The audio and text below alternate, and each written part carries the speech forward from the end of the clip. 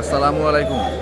বর্তমানে আছি পাথরঘাটা মৎস্য বিপণন কেন্দ্রে। এটা একটা বড় ধরনের পাইকারি মাছের বাজার। এখানে আশেপাশে সব জায়গায় যা তাকাবেন পাইকারি ক্রয় চলছে। পাইকারি আকারের মাছ ক্রয় বিক্রয়ের ধারাবাহিকতা হিসেবে এখানে বিভিন্ন ধরনের আপনি মাছ পাবেন। পোয়া, পাঙ্গাস, লইট্টা, ফাইসা থেকে শুরু করে মাছ আর মাছ। এখানে একটা মাছের সমুদ্র বলতে গেলে। এখান থেকে আসলে পাইকারি বাজারের মাছ বিক্রি হয়, তো পুরো বাংলাদেশেই হচ্ছে মাছ সরবরাহ করা হয় এখান থেকে।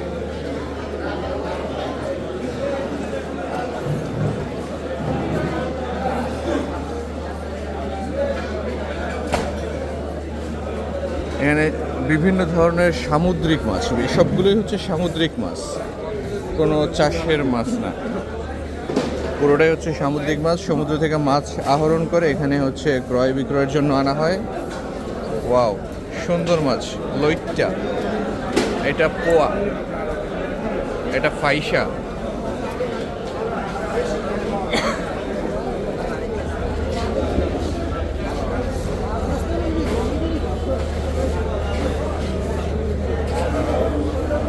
পুরো বাংলাদেশের মৎস্য চাহিদার প্রায় 25% মাছই এখান থেকে আহরণ করা হয়। তো মাছ আহরণের যে বিষয়, যেভাবে সিস্টেমেটিক কাজটা করা হয় সেটা হচ্ছে এই নৌকায় হচ্ছে প্রথমে মাছটা ধরে নিয়ে আসা হয় সমুদ্র থেকে।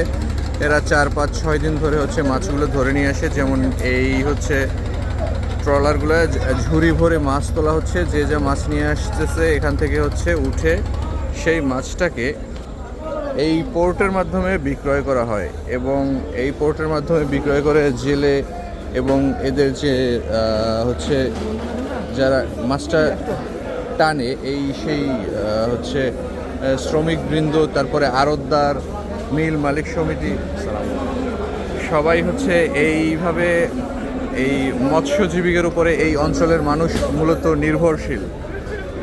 যতদূর পর্যন্ত চোখ যায় পুরোটাই হচ্ছে মাছ, এবং এই মাছ ক্রয় বিক্রয়ের মাধ্যমে এই সব মানুষদের আসলে জীবিকা নির্বাহের পথ খোলা হয়। এখানে আসলে কোটি কোটি টাকার একটা ব্যবসা চলে।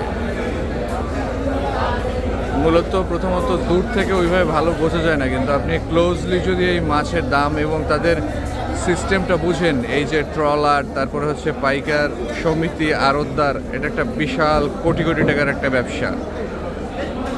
খুবই খুবই মানে দক্ষিণাঞ্চলকে আসলে ফুটিয়ে তোলার জন্য, এবং দক্ষিণাঞ্চলের যে মূলত জীবিকার যে মাধ্যমটা আছে, জীবিকার মাধ্যমের প্রায় 50 ভাগেরও বেশি মানে হচ্ছে এই মাছ থেকেই চলে আসে।